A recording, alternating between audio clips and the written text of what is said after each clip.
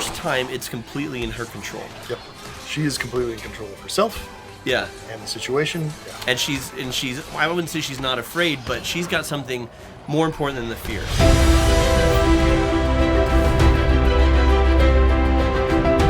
Hello and welcome to Cinema Therapy. I'm licensed therapist Jonathan Decker, and I swallowed a bug.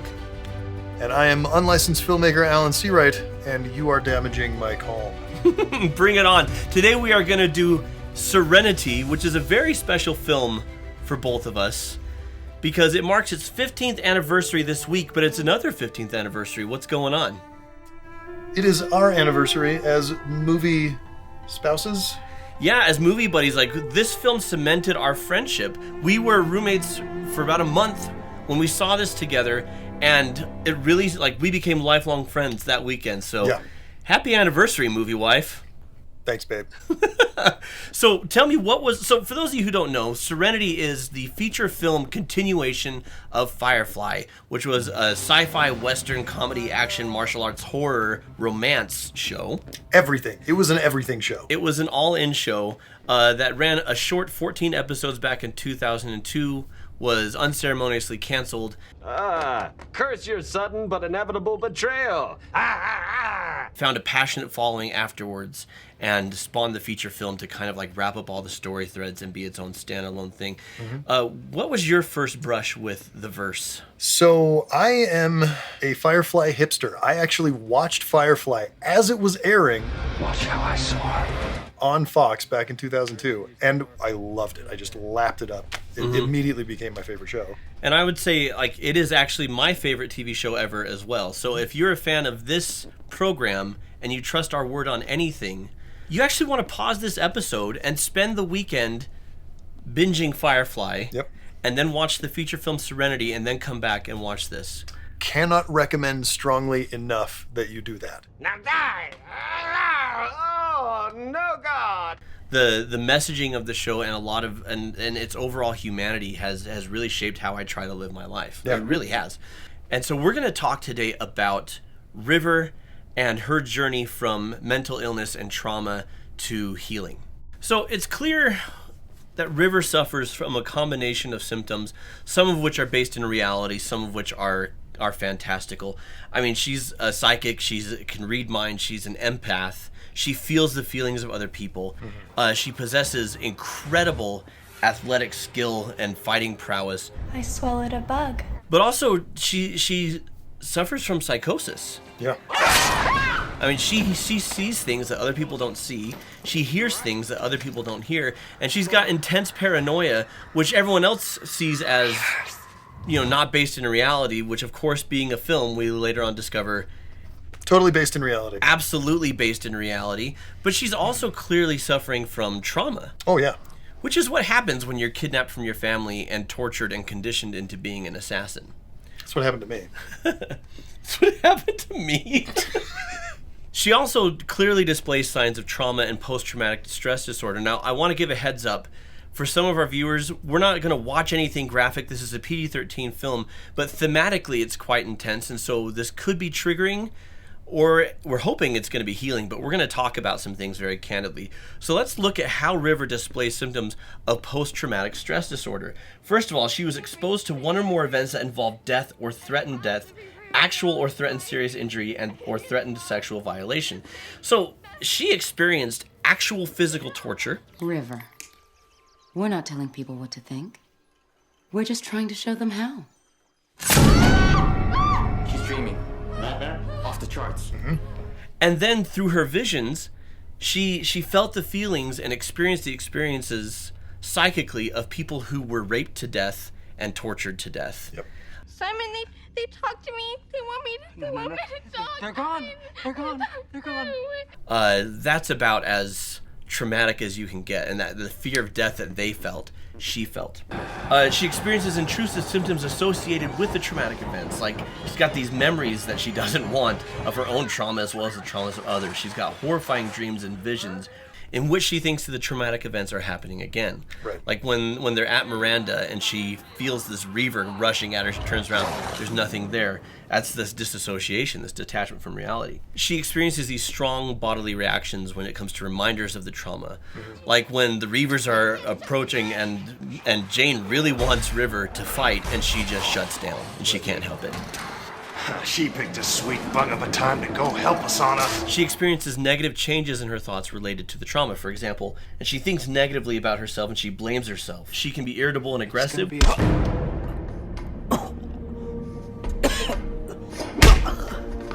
She has a heightened startle response and is always on guard, like danger is around every corner.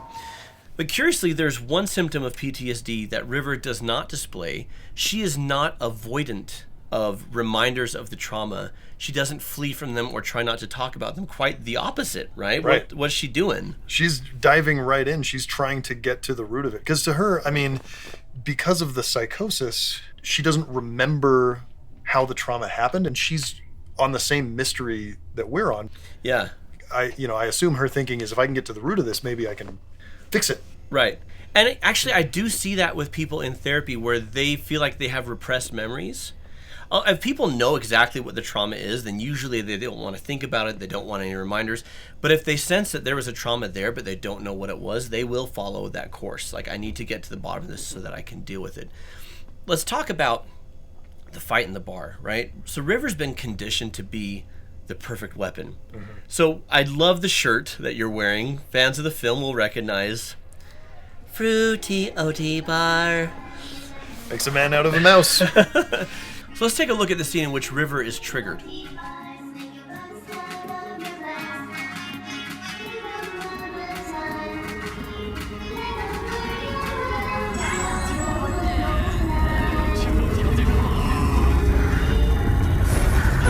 You're a monster.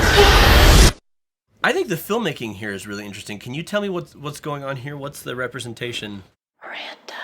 First of all, this film uses every single film language trick in the book. Like, it's like Joss Whedon, who had only worked in television to this point, got to make a movie, and he was like, I'm going to make all the movies. All of them at once.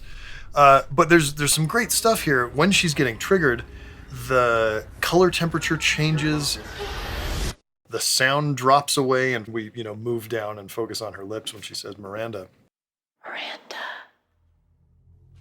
All of that is there to put the viewer in the mindset of River herself as she's being triggered. This is what's happening to her. She's disassociating, right? Yeah. She's removing herself from reality and going into this different place where now I'm a weapon. Yeah, like a trance-like state, right? Very much so.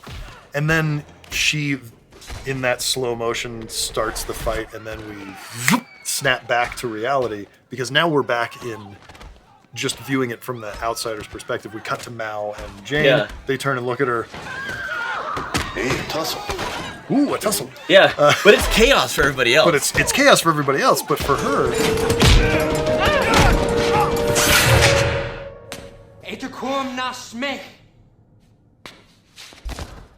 we see the crew when they see her response to her trauma trigger. There's a variety of reactions. Some have compassion. Couldn't leave them now. Jane just wants her out of there. yeah, Right?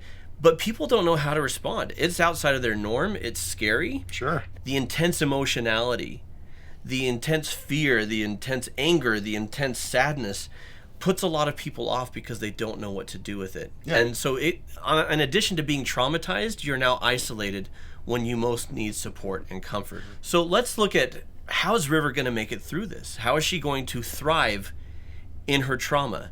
So let's first and foremost, her brother Simon. So this is after she's gone berserk in the bar and they've got her handcuffed and Simon's taking care of her. Don't make me sleep again. I won't. I won't. Put a bullet to me. Bullet in the brain pan. Squish. Don't say that. Not ever. We'll get through this. So I don't cry in movies as easily as you do. Nobody but does. Summer Glau kicks my butt. So good. I feel such compassion and empathy for her.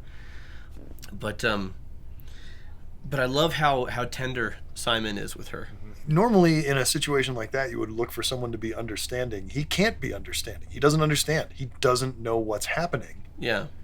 All he knows is, this is my sister, and I love her, and I want to take care of her, and what can I do? Well, and that's hard for him because he's a doctor and he's brilliant. And he's not used to feeling helpless. Yeah, he's used to knowing how to treat a problem. Yeah, exactly what to do. But when she says, put a bullet in me, in my brain pan, bam, squish, and she laughs at the idea like it's such a release. And he says, don't say that.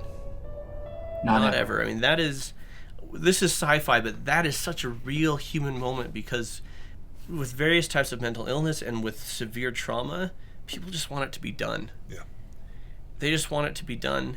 And it's hard because the illness will convince people everyone would be better off. They'd be sad for a few weeks. But they'll be better off if I'm gone. They'll be better off if I'm gone, and it's not true. Like, it's categorically not true, but that's the thing. When people, if you want to piss me off, you be someone who if someone takes their life, you be someone who accuses them of being weak or selfish, and I will explode on you. Because like Simon, we have no idea. We have no idea what it's like to live with that sort of anguish. Yeah. We have no idea what it's like for our brain to convince us that it's okay to leave and people will understand, right? And so one way that River's going to ultimately thrive with her mental illness, with her trauma, is the fact that she has somebody who straight up cares, demonstrates that they care, and he is always there. Let's take a look at, so she's got support, she's got someone who cares about her. Let's see how she's going to thrive. So here, this is where, yeah. Just such a fun little filmmaking technique. That shot of her holding the gun up was actually reversed. Government's man, he says you're a danger to us. Not worth helping. Is he right? Are you anything but a weapon? Stake my crew's life on the theory you're a person, actual and whole. And if I'm wrong, you best shoot me now. Or we could talk more. Nathan Fillion's delivery of all these slightly cowardly lines that he gets are just great. I love that line. I mean, that is a line I use in therapy. I will straight up quote Mal. You're a person. Actual and whole. Actual and whole. Mal, he's wanting to know if she's more than just a weapon. Yeah. But he says it, I staked my crew's life on the theory that you are. Yeah. And I just wanted to include that little moment, first of all, because I love River, who seems detached and disassociated. Is he right?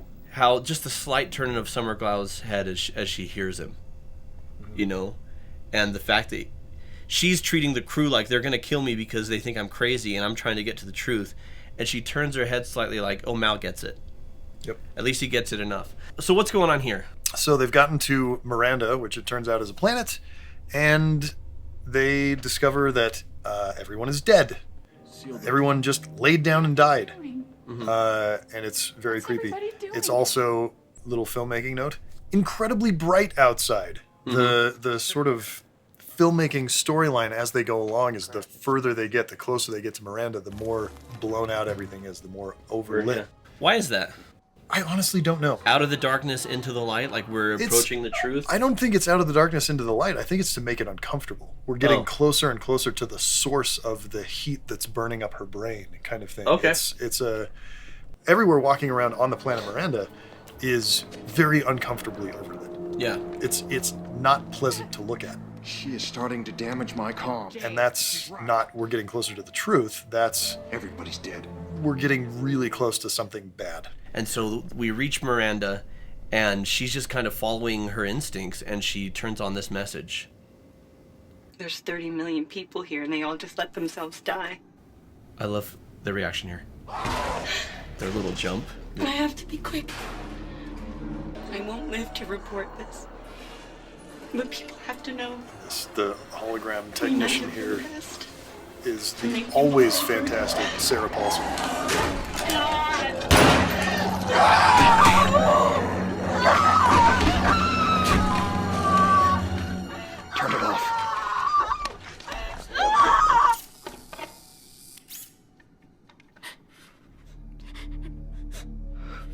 So this should be super triggering for River to witness it, but this has been in her mind. Yeah, she's been witnessing this over and over and over and not knowing what it was. But now everybody else sees it too. Simon's always there for River. And All right.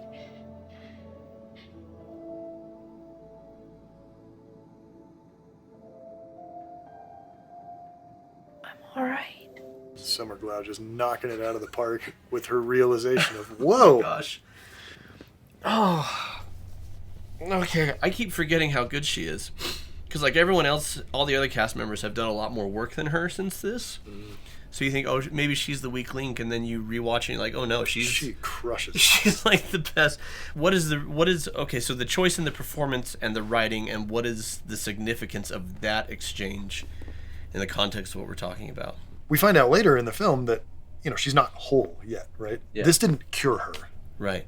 This just showed her that there's a way to that. Yeah. And just that realization from being so deep inside this black hole where, you talked about earlier, bullet in the brain pan, squish. Yeah. That's what she wants. And now she can see, there's a different way out of this. Yeah. There's something called solutions-focused therapy. And solutions-focused therapy, part of it, I won't explain the whole thing, but part of it is looking for exceptions to the rule. If I'm depressed and I don't believe I can ever feel cheerful or happy again, like what I will do with depressed clients, if I can, is I will make them laugh. I won't try too hard because then it's, pathetic. But if I make a depressed client laugh... You don't go full Patch Adams yeah. on them? If I can make a depressed client laugh, and they laugh, and I go, what was that? And I said, well, you just laughed. And they said, so? I'm like, did that feel good? They said, yeah. I'm like, oh, so you can feel good. And just having that realization that they have the ability. So being a therapist is exactly like being a filmmaker. You're just tricking people into feeling things. I've never thought about it before, but that just bridged the gap. There it is. And a big thing for River here is she's been telling this, she hasn't known the details, but people have thought she's psychotic, she's delusional, and now they hear her and they're like, oh, like she's heard. All those things that you were saying that sounded like crazy gibberish. Oh, crap. I wish it was crazy gibberish now. Yeah. But the experience of being heard, the experience of being believed and not being told that you're crazy, but that you are actually experiencing these things, feeling these things, and that people aren't weirded out or creeped out. Yeah. And for River, finally, the entire crew sides with her and hears her, and that's healing. So now we're going to get to the Reavers are attacking, and River's she's got these incredible ass-kicking powers that she's not using because historically she's only been able to use them when she disassociates because she's been triggered. Right. They're like, well, we have the super weapon, and she's not helping, and now we're all about to die, and things are looking bleak, and we're cornered, and then this happens. My back.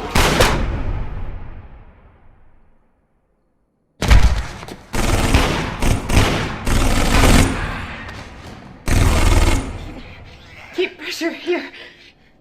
My bag. River.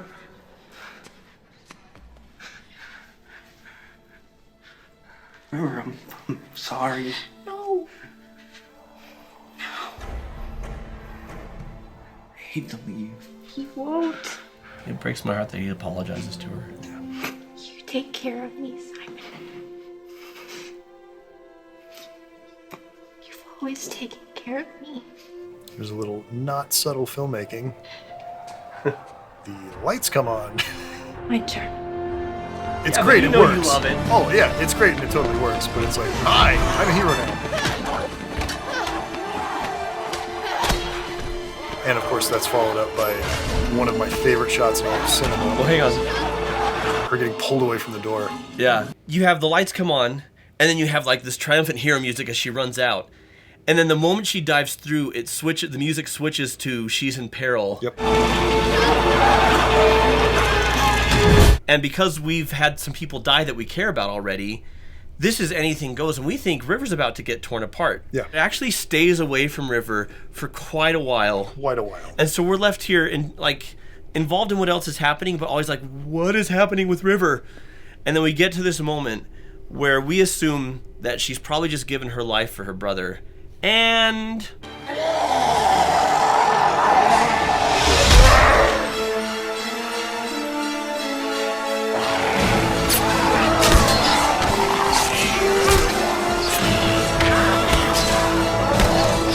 one shot.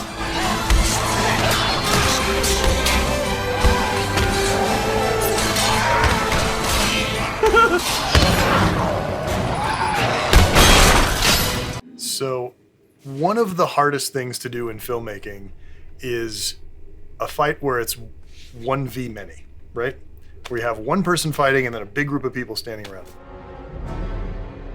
Generally, what you end up with is a bunch of stunties kind of standing around doing a lot of this, waiting for their turn, Yeah. and then they run in.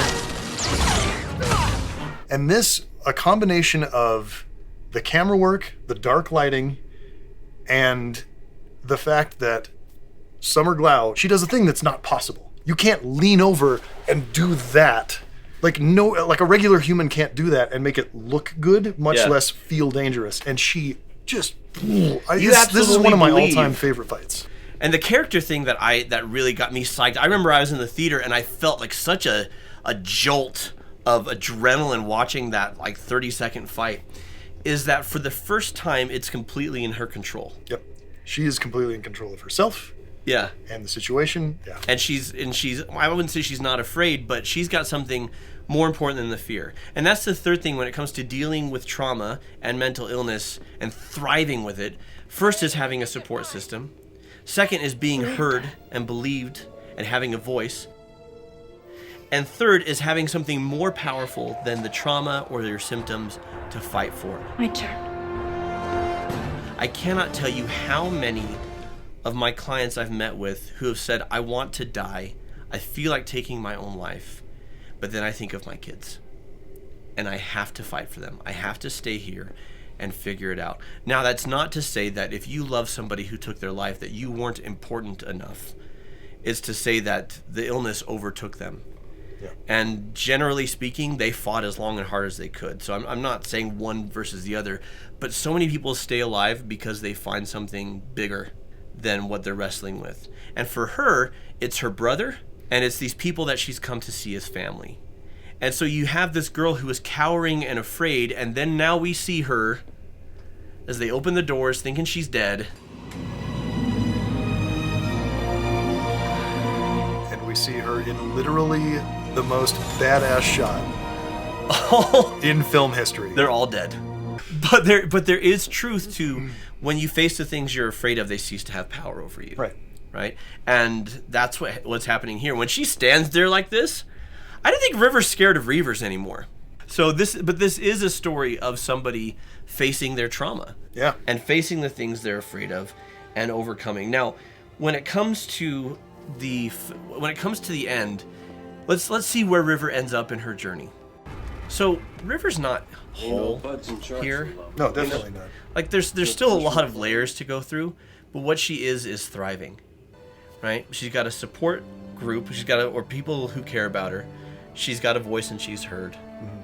And she's got something bigger than her trauma to face. Now there's more that goes into healing from trauma than that. Well, that's the beginning of the journey, right? And that's where she's at. She has a journey still to do.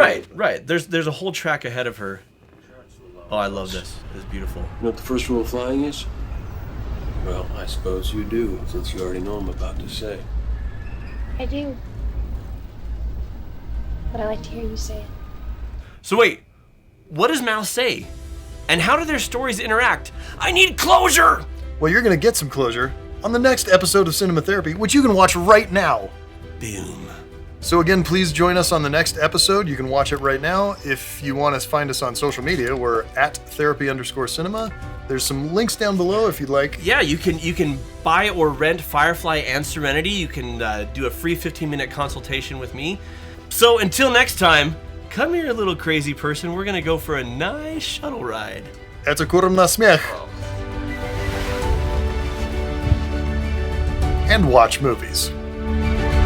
That was a lot. That was a whole thing. It was all the way down.